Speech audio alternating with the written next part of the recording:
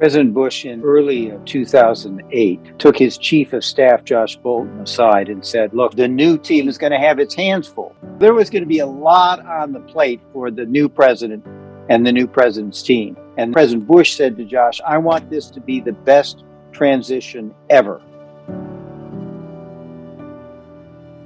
We've got to recognize we're in a more competitive environment with China, and we got to be willing to compete in that environment and win where it matters to us.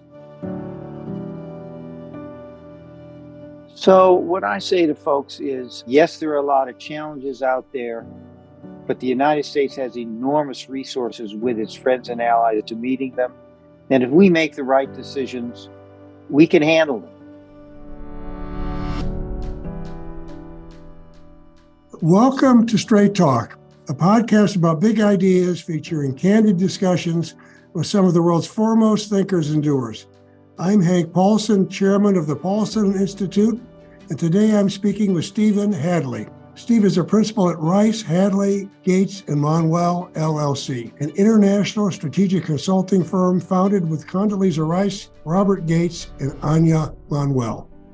He served for 4 years as assistant to the president for national security affairs from 2005 to 2009. In that capacity, he was the principal White House foreign policy advisor to then President George W. Bush, directed the National Security Council staff, and ran the interagency national security policy development and execution process. From 2001 to 2005, Steve Hadley was the assistant to the president and deputy national security advisor, serving under then National Security Advisor Condoleezza Rice. From 1989 to 1993, Steve served as the Assistant Secretary of Defense for International Security Policy under then Secretary of Defense Dick Cheney. Steve is the editor and a significant contributor to an important new book on the Bush administration's foreign policy called Handoff: The Foreign Policy George W. Bush Passed to Barack Obama. Steve, welcome to the podcast. One of the highlights from my time in Washington was the opportunity to work with you. I've always appreciated the way you think about America and its role in the world, and the way you work with your colleagues. And I've greatly appreciated the opportunity to share ideas with you on U.S., China, and other issues. Steve, I'm really looking forward to discussing your new book, but let's start at the beginning. You were born and raised in Ohio. Tell us a bit about your upbringing. Did it sow the seeds of your interest in public policy, or did that come later? The interest in public policy really came later. I grew up in Ohio.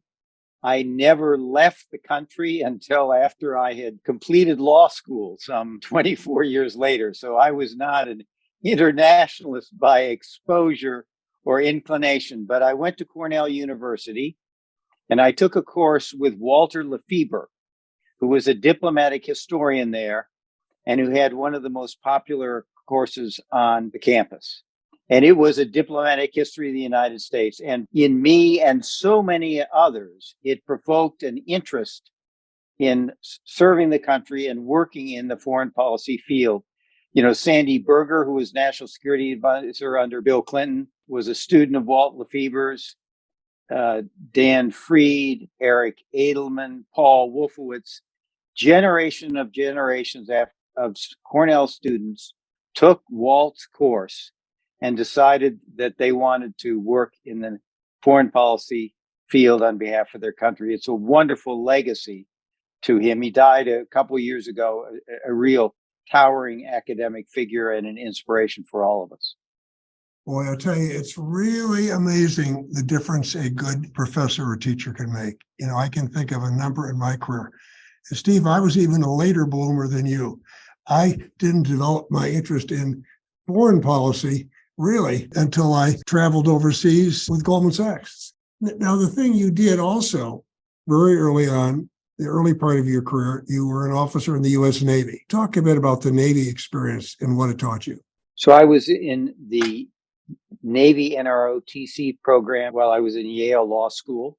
Being on an Ivy League campus in the late 60s, early 70s was an interesting experience.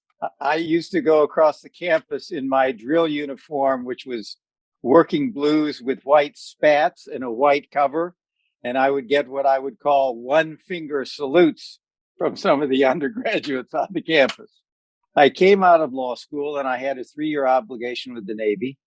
And I came down to Washington, served in the Pentagon in a group you know well, analysis group for the comptroller of the Department of Defense, 2 business people, 2 lawyers who were sort of a in-house little think tank for the comptroller. And that's where I spent the first year and a half before transferring and going to work at the National Security Council staff for the last month of the Nixon administration, the rest of the Ford administration, and the first 3 or 4 weeks of the Jimmy Carter administration. So, Steve, that analysis group in the Pentagon was really a formative experience for me because business school is 2 years and law school is a year. I got there a little bit ahead of you. But to me, working with a group of young people and getting to think about policy issues for the first time and analysis and so on, it really made a big difference in my career. So then when you were in the Ford administration, and the National Security Council staff back then as a young man, did you ever envision, did you aspire to come back as head of the National Security Council and the top advisor to a president someday? What sort of ambitions did you have right then? Were you able to look ahead and imagine something like what developed for you?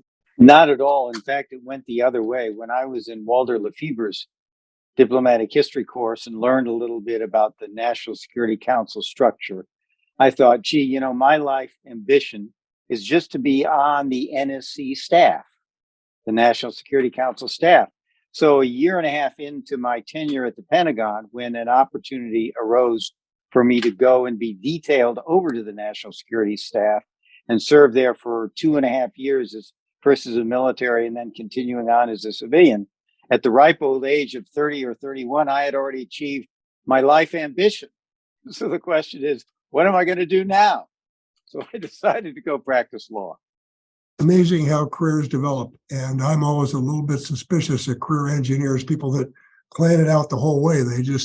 You work on one thing at a time and do a good job and the future takes care of itself. If I could mention one thing about that, Hank, that is an important thing for some of the young people who might be listening to this podcast. You and I are both very close friends to a man named Clark McFadden, who was also in the analysis group for the comptroller when I was there. And Clark and I have become lifelong friends. The thing that really propelled my career forward was serving on the Tower Commission in 1986 and 87, which was constituted by Ronald Reagan to look into the issue of arms sales to Iran. And that's where I got to know John Tower, got to know Brent Scowcroft even better. But the reason I got that job was because I was recommended by Clark McFadden, a friend and colleague. And I say to young people, as you pursue your careers, make sure you get to know your peers. Because if you're lucky, they will be friendships that you will have an opportunity to work with for the next 30 years. And every job I ever got, I got because a friend and a peer recommended me. Take time to get to know the people who are your colleagues and peers. It's interesting because when I showed up at the analysis group in the Pentagon, I'd never worn a suit to work before. I knew very little about business. I'd gone to business school as a very young man. And so I showed up and my colleagues there were all older and more experienced, and they helped me and mentored me. Right. So John Spratt was there. He became chairman of the House Financial Services Committee. There were 3 people there that went on to become CEOs, and they took me under their wing. And one of my peers there actually went to the White House and had a job where he was working to negotiate a deal with Turkey to stop the production of heroin and so on. And anyway, he was the one that made the introduction, and I ended up going to the White House for a short time. And it was there that I got to work with George Shultz when he was Treasury Secretary. And I don't think I ever would have accepted George Bush's offer to become Treasury Secretary if it hadn't been for that. So it's, again, what you say really resonates with me. Now, Steve, I'd like to step back And have you tell our listeners about the role of the National Security Council? They didn't have the benefit of Walter Lefevre's class. So how does it fit into the larger national security apparatus of the U.S. government?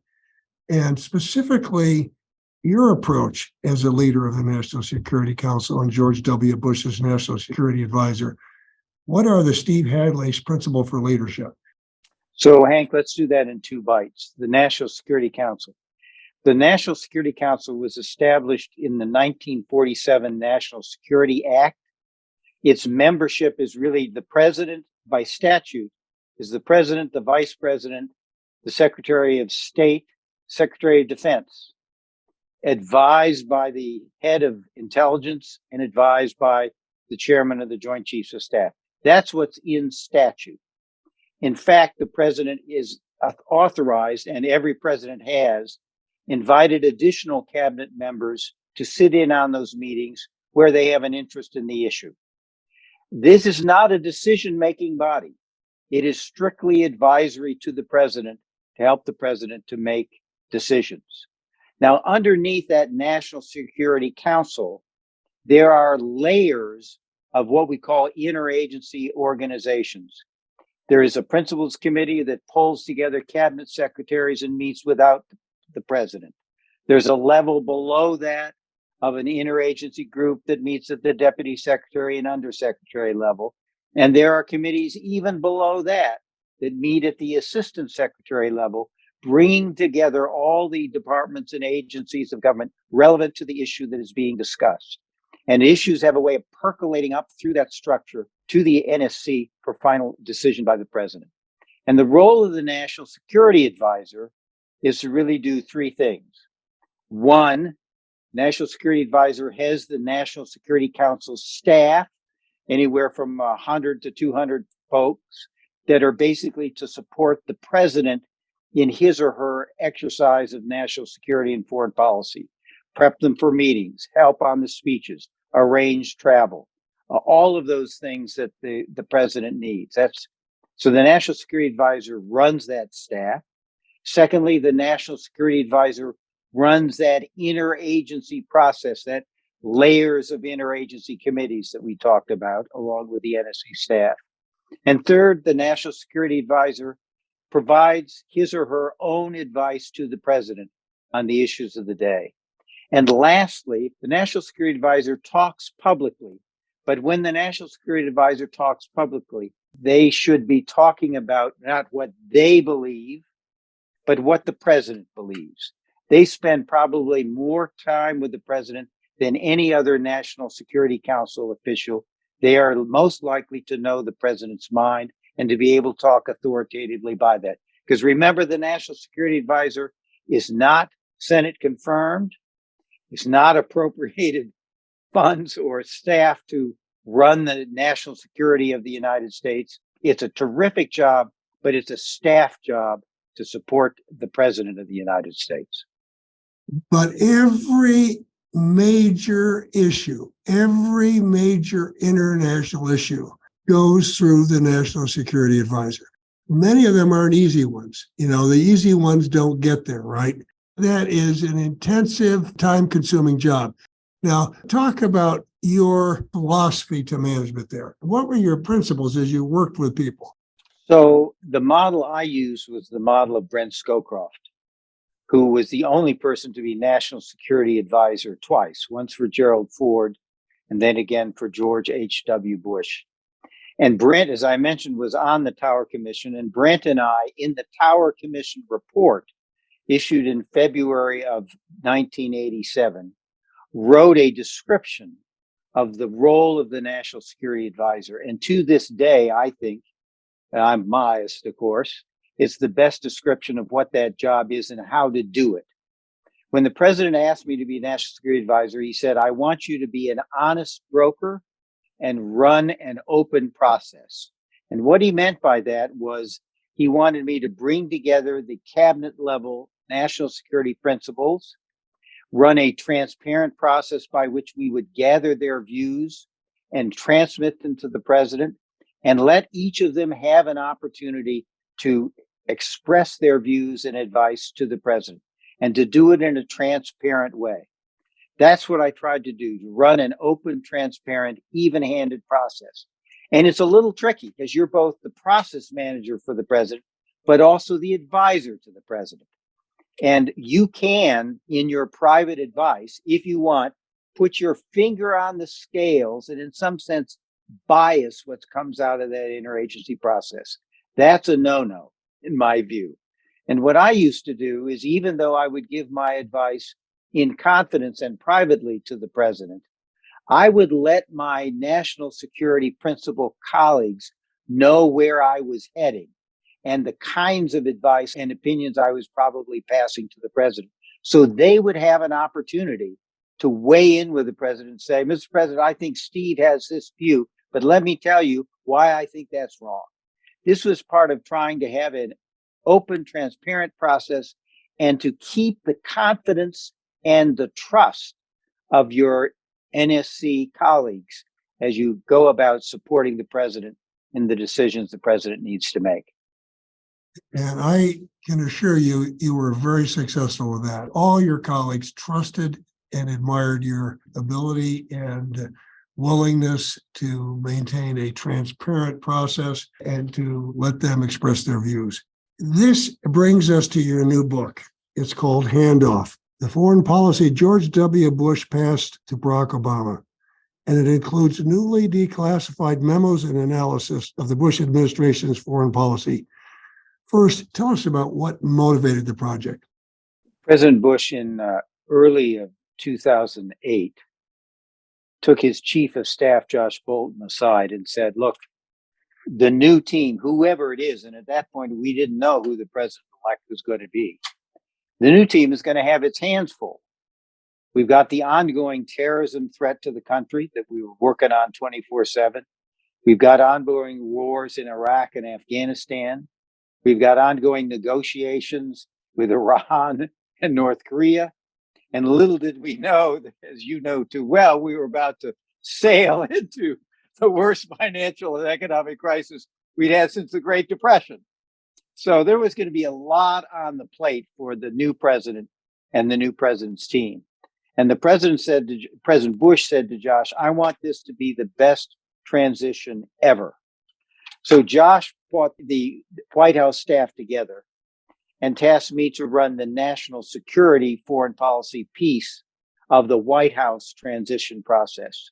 And we did a number of things to do that. And one of the things we did was to prepare a set of 40 memos on each of the key issues of the day: Russia, China, Iran, North Korea, terrorism, proliferation, you name it.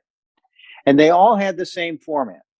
What we found when we came into office in 2001, what was our strategy in handling the issue? What did we do? What did we accomplish?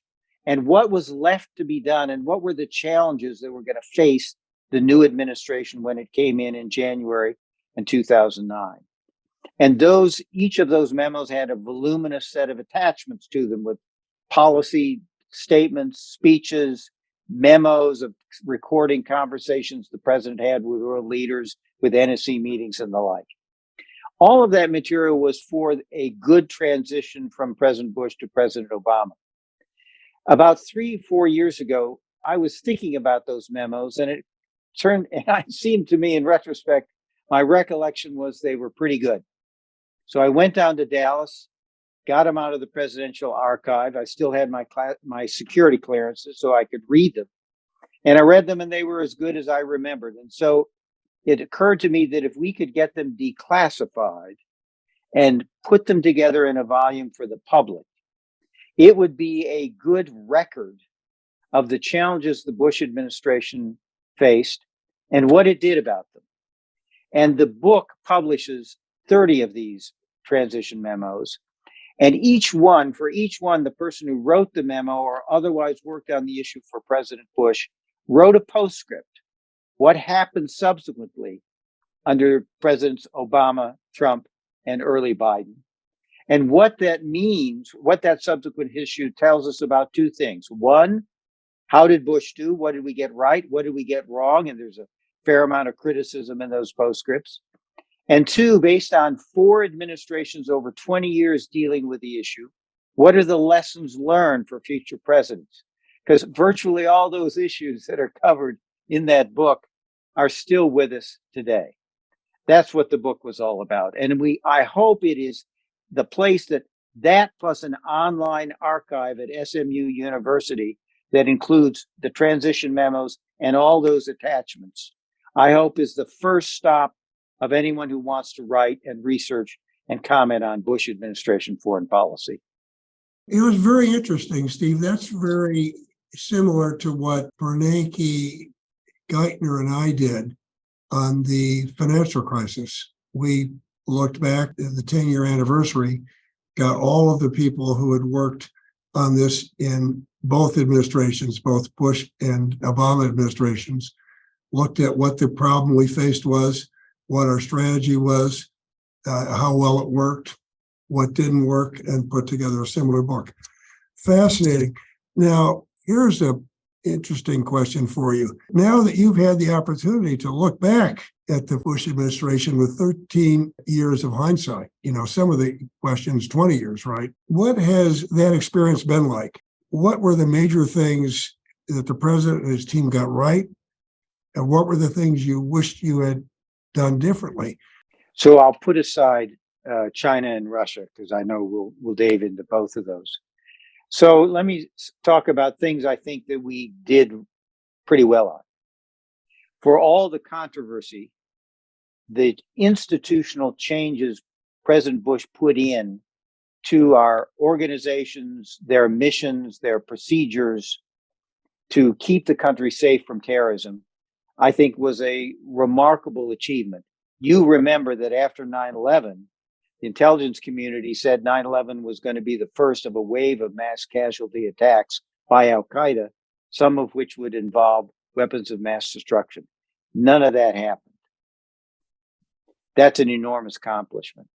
Steve, I remember sitting in early on when I first got to Washington and sitting in on some of those National Security Council meetings and the president's briefings and so on. It was scary to realize what was going on that the public didn't know about, right? And the disasters that were being prevented. And some of them, were pretty scary stuff. People forget the environment. There was, of course, the 9/11 itself. The fact that less than a month later, there was an anthrax attack, series of envelopes with white powder showing up in congressional offices and media offices, killing Americans. From the end of 9/11 to the end of 2002, there were 38 major terrorist attacks globally in 12 countries. That's sort of every other week. If you were sitting in the White House, there was an attack that killed dozens of citizens, many times young people, somewhere in the world. The world was under siege with terrorism. And I think the Bush administration gets credit for getting the country through that. And the American people get credit for standing together at that time.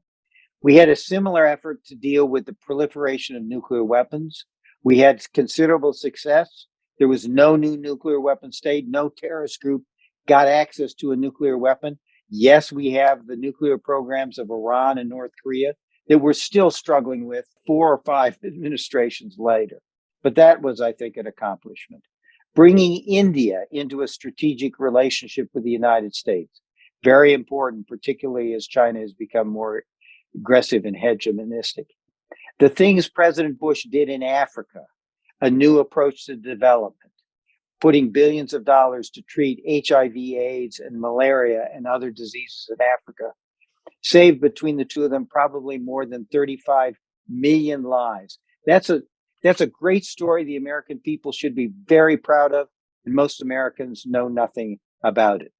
And I would say standing up for the promotion of freedom and democracy, human rights, and rule of law. I know that went out of fashion after the Bush administration, but I think the Ukrainians are showing every day the importance of those values and the importance of being willing to fight for those values at the cornerstone of a stable international system. So those are the things we got right. The things we got wrong, we wanted to bring China and Russia into the international system and into a partnership with the West. That did not work the way we had hoped. We had agreements with North Korea and Iran by which they were willing to give up their nuclear programs. Both countries got out of those agreements. There's a reason for that we can talk about.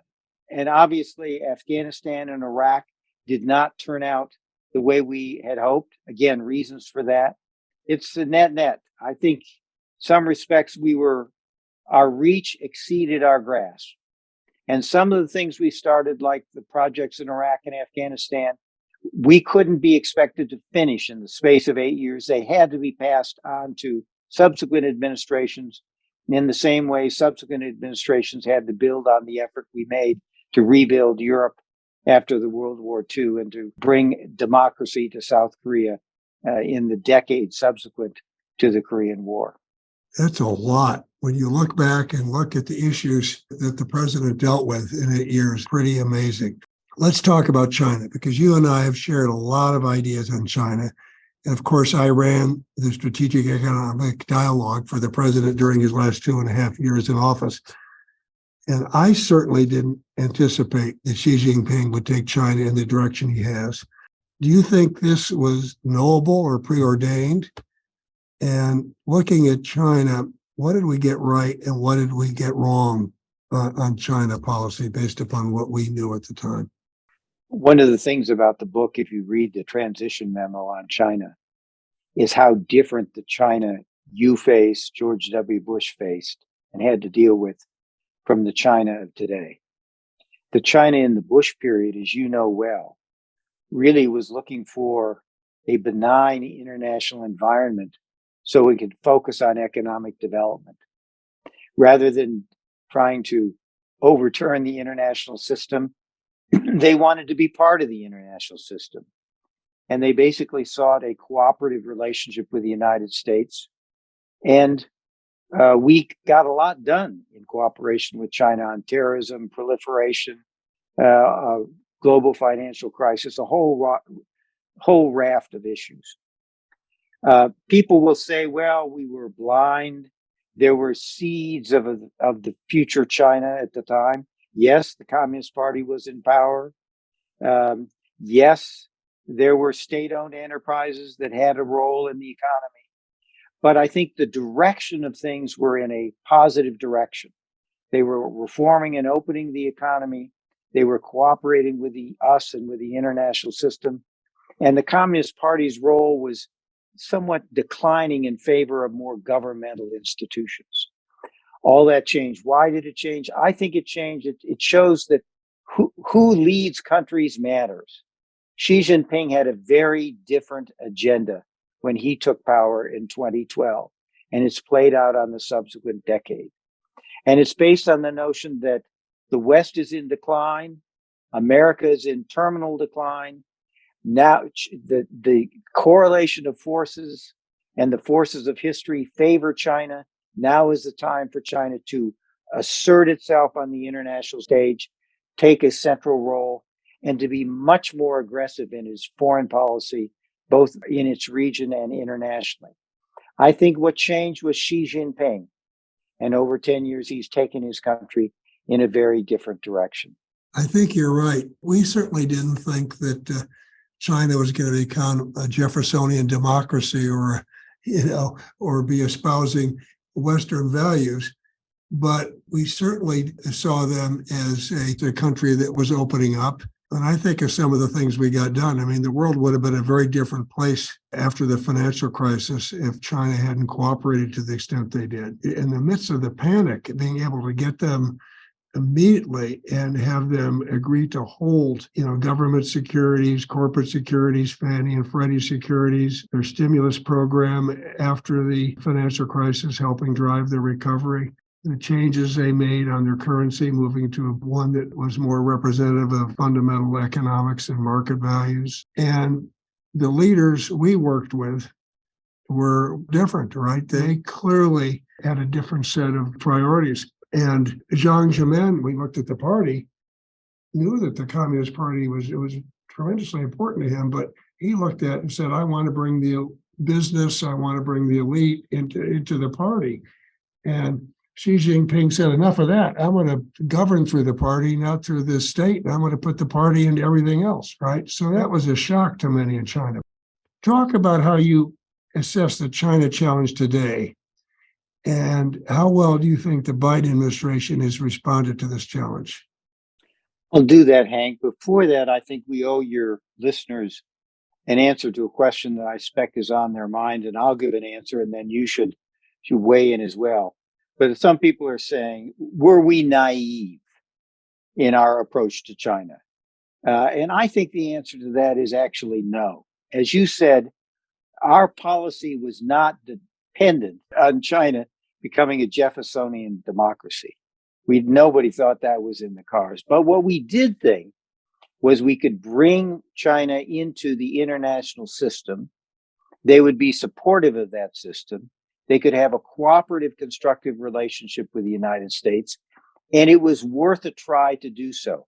I think if we had not done that and had assumed a more hostile position towards China, people were critiquing the Bush administration the way Vladimir Putin defends his decision to go in Ukraine. They would have said, well, Bush, by his hostility, forced China into its more aggressive position. So I think it was a reasonable proposition, given the leadership with whom we were working, to try to bring them into the international system as we did. But remember, we hedged.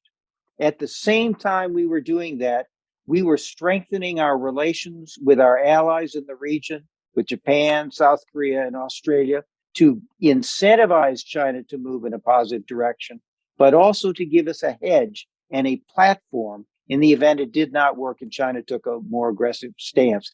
And that's what has happened. And the Biden administration is in a position to use that platform, that web of alliances and relationships, as a tool for managing what is now a very aggressive China. I agree with Steve, everything you said. And I think people that want to look back and rewrite history need to make the assumption that, first of all, that if the U.S. had a different policy, we could have contained China, right? And there would have been a less hostile and less successful China. I would argue that a lot of what was done, the Bush administration is done with China, benefited not just China, but the U.S. and the world. The 10-year framework on the economy, on energy and the environment, which we worked out as part of the Strategic Economic Dialogue, turned out to be the foundation for Obama's Paris Agreement with China on climate change. And it was a foundation as he enhanced that and built that out. The trade relationship with China was one that benefited both parties. Now, this has gone in an adverse direction, and we always knew that China understood strength, and you need to be strong diplomatically, economically, and militarily. We'll leave history to the historians, but we dealt with the China we saw, and I think dealt with it in a very practical way, and it's a different China today. One of the things you said I'd like to pick up on, you and I both grew up in the 60s and the Vietnam era, and we have, I think, in the country what I call the Vietnam conceit, that if only the United States had the right policies, all would be right with the world. Well, that isn't how it works. We don't have that kind of power to bring that about. So what you can do is have a policy that seems sensible and to hedge. And we hedge by strengthening our own military, economic, and diplomatic presence in the region, strengthening our existing alliances, and doing things like bringing India into a strategic relationship with the United States so they could be with us to manage China. I think that was the right policy, and I think history will be kind to President Bush and his approach to China. Now let's talk a little bit more about the Biden administration and how they've responded to this challenge. Because looking at it through one set of lenses, it looks like each country is now talking to their domestic audience, right? I always believed in Teddy Roosevelt, speak softly and carry a big stick.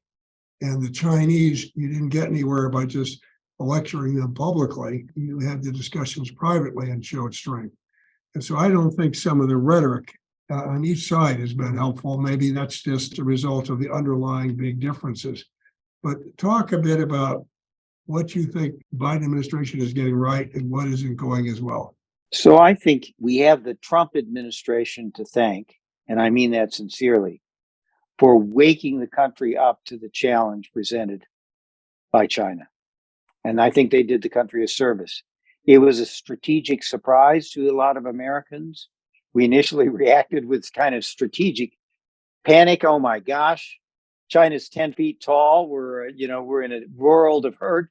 We need to push back on China everywhere. It's been up to the Biden administration to begin to fashion a bipartisan policy towards China. And I think the contours of that are pretty sound. First, it is to invest here at home, to fix our politics, invest in our infrastructure, fix our own economy, so we have a strong platform at home with which to confront our challenges abroad. Secondly, to align our China policy with our friends and allies. Alone, we probably don't have the weight to deal with China, but with our friends and allies together, the combined economic, diplomatic, and military weight of those countries is what we need and enough to help us deal with the China problem. And third, we've got to recognize we're in a more competitive environment with China, and we got to be willing to compete in that environment and win where it matters to us. So I think the framework for the policy is pretty good. Xi Jinping has done something which is almost impossible these days. He has forged almost a unanimous consensus among Republicans and Democrats in Congress that we need to have a much tougher approach on China. That's on balance a good thing. We're in the process now of implementing that new policy framework. There's a lot more to be done on that in terms of fixing our platform here at home. And I think one of the tests for the Biden administration will be whether they're adequately resourcing their strategy and implementing it in an effective way. I think the other thing we have to recognize is while we need to compete with China, we don't want that competition to lead to confrontation or military conflict. That's a lose-lose for everybody. And that, I think, is the challenge for the Biden administration. While having a much more competitive approach by China, they would also like to stabilize the relationship, kind of put a floor under the relationship if they can, or some guardrails on the competition so it doesn't become confrontation and conflict. That is very hard to do in the current political environment, both here in the United States and China. It is so polarized that almost any step towards moderating or putting a floor under the relationship is open to criticism. And secondly, as much as the two leaders, Xi and Biden, who met together in Bali, want to try to enter some stability in the relationship, there are a lot of forces at work pulling that relationship apart. And you saw that with the recent confrontation over the balloon incident. Yes, China shouldn't be sailing balloons into sovereign American airspace. Yes, when they do, we ought to shoot them down. But it really did not reflect a profound threat to the national security of the United States. And yet it derailed the effort to begin to inject some stability into the relationship. And Blinken then canceled his trip to China and met with Wang Yi in Munich and had a very contentious meeting. So I think we have the right policy. I think we have to be tough. I think we have to implement that policy. I'm worried that we've also got to mitigate the competition a little bit. And that's going to be hard to do in the current political environment, both in the United States and in China. Yep, it's going to take a lot of political will for both President Biden and for Xi Jinping to stand against some of the domestic sentiment and do things which they believe are right for their respective countries and the world. And so that's the challenge. Now, there's this growing link between America's national security policy and its trade policy, particularly with regard to China. And we've seen restrictions recently on the flows of goods, capital, people, and technology. What extent are these controls making us safer, and to what extent are they ceding leadership of the global economy to China? How do we get the right balance there, Steve?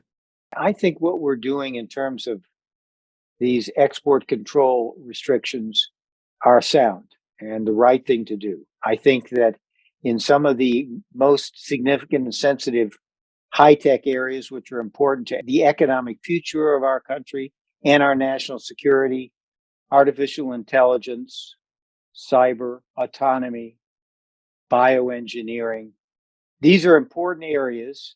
And it is important that we have domestic capability here and are not dependent unduly on Chinese supply chains. So I think in these high-tech areas, especially, some decoupling is important for the United States. And quite frankly, China is already decoupling from us. Their strategy in these areas is that they want to be self-sufficient themselves and have the rest of the world dependent on them. That's not an approach that works for us. So I think we've got a ways to go to get this right, focused on those areas of technology that matter for our national security. But at the same time, in other areas like consumer goods, we ought to permit cross investment and cross trade between the two countries. So that's the China framework. The other framework is if we want to have countries in the region close to us in the face of the enormous economic pull that is the Chinese economy, we've got to have a trade strategy with our friends and allies. And that is one of the big holes in the Biden administration's implementation of their strategy framework. We don't offer market opening, market access to friends, our allies in the region. The Bush administration started a discussion that resulted in the Trans-Pacific Partnership, which was a framework for trade and investment for us and our closest allies in the region. Strategically, it was a terrific move for countering China, but it fell afoul of domestic politics. And both candidates, Trump and Hillary Clinton in 2016, walked away from TPP, and Trump pulled us out of TPP once he was president. I understand the domestic politics. Maybe we can't go back to TPP and the successor organization that the Japanese in our absence has put together. But we need an offering on trade and investment with our friends and allies in the region if we're going to effectively counter what China has on offer. You and I are in complete agreement on this. We have a policy in Washington right now, which is to close markets rather than to open them. It is very much a worker-centric, union-driven trade policy, which plays well politically in the U.S., but we're not leading on the international stage. And when China is the biggest trader in the world and does more trade with 90 different countries than we do in the U.S., that's not a recipe to win over the long term. So that needs to be remedied. Let's now talk about Ukraine. You developed a strategy paper for the Atlantic Council this past November that outlined a long-haul strategy to help Ukraine win the war against Russia and secure the peace. How do you assess the current status of the war? What are the biggest challenges you see, and how can the U.S. help to address them? I'm worried about Ukraine. There's been a lot of celebration, rightly, of the great skill and courage of the Ukrainian people now 1 year into this war. And they deserve all the praise that they get. But we shouldn't be diverted from a clear view of the reality of the situation. And that is this. Putin thinks time is on his side. And he thinks it's on his side in two respects. One, he thinks he can throw these conscripts and mobilize troops, which are now numbering in the 300,000 or 400,000, can throw them into the battle against the Ukrainian forces and overwhelm those forces before the tanks, armored personnel carriers, and other equipment that the United States and the West has promised to Ukraine can get to Ukraine, get their people trained on them, and get on the front line. There's a foot race And Putin thinks he can win that foot race in the short run. In the long run, Putin believes he can hold his people behind his operation and war in Ukraine longer than either the Ukrainian people can hold out against the war or that the Ukrainians can hold the United States and Europeans in supporting Ukraine in the effort. So he thinks there are two clocks, a short run clock and a long run clock, and that he's got the time on both clocks. And I worry in some measure that he may be right. And that is why what a number of us have been saying is we need to give the Ukrainians everything they need to deal with this renewed Russian offensive now, as fast as we can, to give Ukraine the option this year to launch a counteroffensive that would turn back the Russian invasion and give Zelensky leverage and Putin an incentive to maybe bring this war to an end.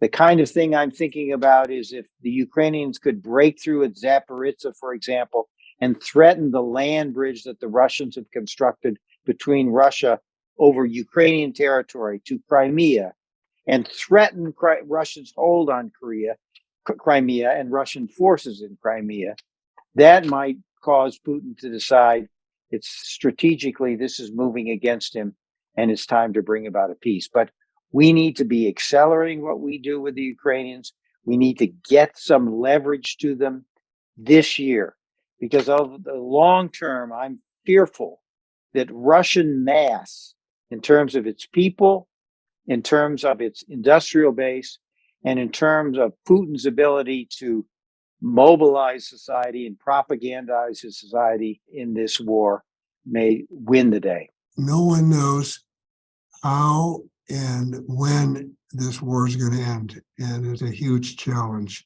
Now let's talk about President Bush's Russia strategy. Did the administration misread Putin? To what extent were Putin's present-day behaviors knowable? Putin has been in office now effectively since 1999, and he's changed over time. He's learned over time, and he's become more steeped in his grievances and resentments. And the saga under the Bush administration was a Putin who seemed to want to be part of the international system, cooperate with us, and have a constructive relationship with us. You know, President Bush used to talk to Putin, and he would say, Vladimir, you have a historic opportunity to bring Russia permanently into the West. If you read Russian history, and I'm no scholar, but for 400 years, Russia has been struggling with its relationship with the West.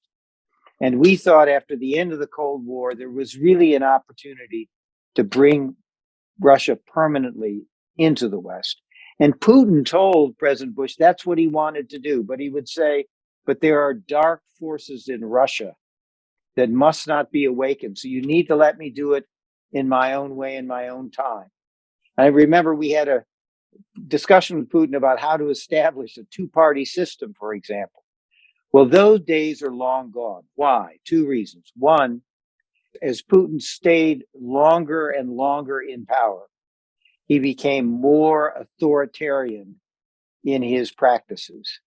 And he is now using the Ukraine war to impose almost a totalitarian control on the Russian people, propagandize them, purging them, and bringing them behind his vision of a restored Russian empire within the space of the former Soviet Union.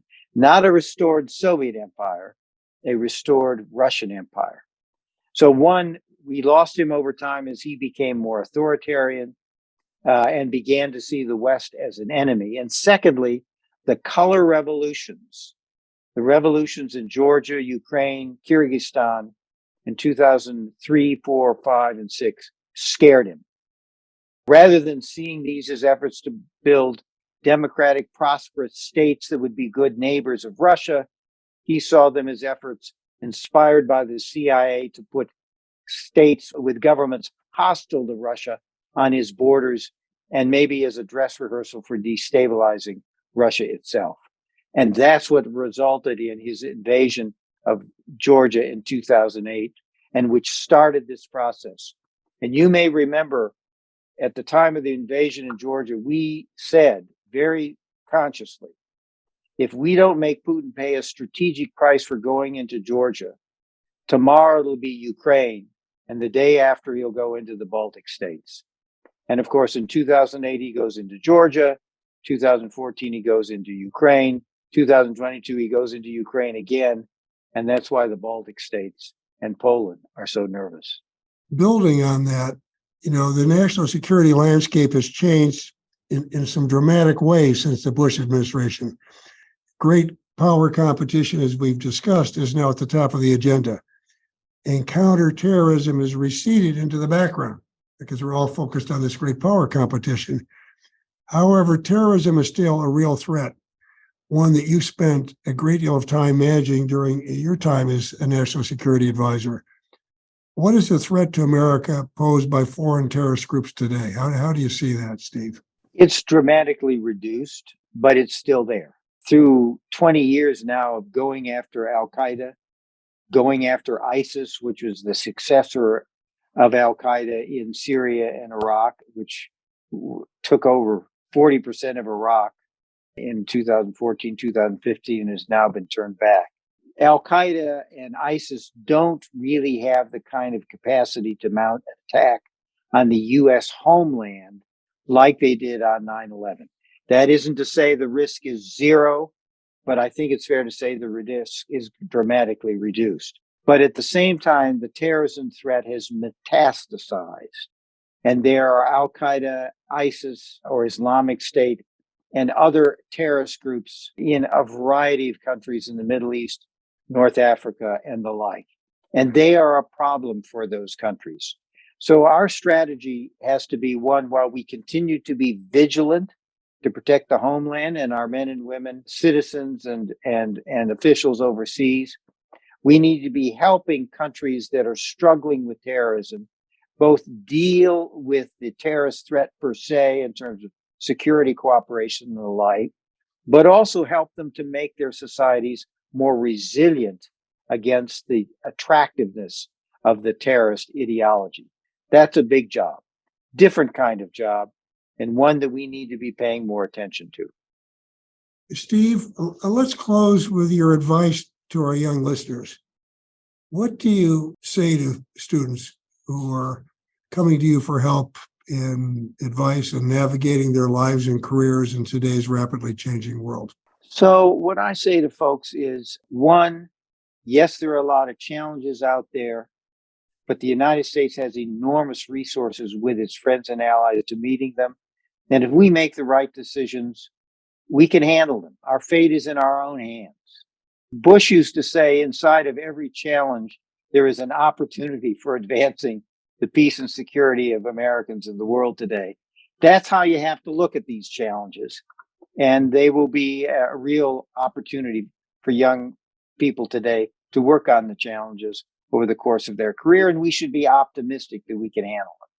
Secondly, prepare yourself. Travel abroad, live abroad, read history, learn economics, which is how the world maintains its prosperity. Third, I say to them, you're plenty smart. Smart gets you in the door.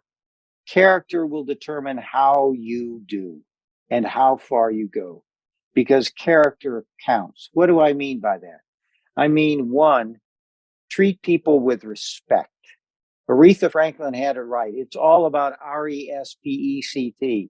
If you're dealing with folks from other countries, it's about showing respect. It's about showing respect to those above you, those who are your peers, and those below. Act with integrity. Don't promise more than you can deliver, and always deliver what you promise. 3, accept responsibility. I say to young people, some point in your career, you're going to make a mistake. And your instinct is going to be, what is the human instinct honed over 80,000 years? When you make a mistake, you want to run and hide, and lie and deny. You've got to train yourself, almost role play, so that when that moment comes and you panic, you overcome those fears, you step forward and take responsibility for what has happened. And that is not only the right thing to do from a standpoint of character, but it's the right thing from your career. Because as you and I know, hey, having watched scandals in Washington over the last 50 years, you can usually recover from what you did. What you can't recover from is the cover-up. In the end of the day, it's the cover-up. It's the lie and deny that brings people down. So treat people with respect, act with integrity, and accept responsibility and hold yourself accountable. Steve, this has been terrific. You've given our listeners a lot to think about. Thanks a lot. It was great to be with you, Hank. Thanks so much. You have listened to Straight Talk with Hank Paulson, a podcast of the Paulson Institute. To find more episodes from leading thinkers and doers, please visit paulsoninstitute.org/Straight Talk or download on Apple, Google Play, Spotify, and Stitcher. And don't forget to rate and subscribe. Thank you for listening and see you next time.